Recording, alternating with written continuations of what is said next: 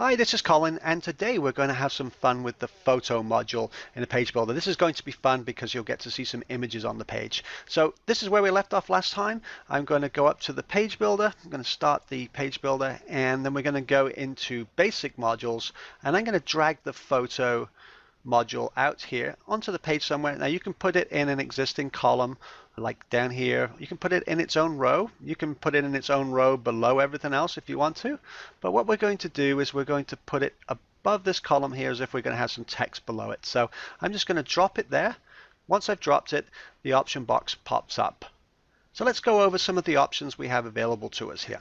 First of all, the photo source, we've got the choice of media library, which is your WordPress media library, or we can put in a URL, in which case if you put the URL in, it will ask you for the address of that particular image. So we're just going to go back and put the media library as our option here. Okay, the next thing we've got is select photo. So this is where we go to our media library and select photo. So I'm going to click on this, and we're going to go to our media library. Here we are in our media library already. So I'm going to pick this small image here. It's 136 pixels by 91. Normally in your WordPress installation, you'd want to add some text here, particularly in the alt text area, just so you show up in search engines a little bit better. But I'm not going to do that today. So we're going to select that photo, and there it is. We can see the thumbnail. If I move this out of the way, we can see it within our column there. Now the next one is our crop option. I'm going to go into that in a little bit more detail shortly. The next one is our alignment option. As you can see, it's lined up in the center. So if I select the left alignment, you should see it move over to the left there. And if I select the right alignment, it will move over to the right. Okay, so there we go. I'm going to put it back to center. Okay, there we go. Now the next option is show caption. It's set to never, on hover, or below photo. Now I didn't actually add a caption in here, so let me just go back in here and type something in here so you can see, and we'll just use the word caption and select that again. Now if I choose show caption below the photo, you will see that the caption pops up there, so that can be useful. The next thing we've got down here is the link option. Okay, now if we want this to go somewhere, if someone clicks on the image, we can select either a URL. Okay, so we can have it go to another internet address. We can have it pop up in a light box, which pops up the image with a darkened background. Then we have the photo file. It'll actually take you to the photo file as if it was just in the media library. And then we've got a photo page. It will actually put the photo on a page for you. I'm going to click Lightbox just for this one. Okay, so that's our basic options here, except for the crop. I'm going to come back to that shortly. And in our advanced options, we have our usual things here. We've got our CSS class options. We can choose to display this on all devices. We can choose to display it on large devices, large, medium. These are the mobile options which I'm going to go into on a later lesson. So I'm not going to cover those right now. But we also have our margin settings. We can actually put some margins in here. So for example, right now we're on 20 pixels. If you look at the image and I put in something larger like 80, you'll see it pop down. There you go. So you can move your image around a little bit. It's very useful to do this. So for example, if maybe I want to align it just to the left a little bit, but I don't want it completely left, I can put in 60 pixels here, and as you can see, it moves over to the right a little bit. So that's your margin settings. You can play with those.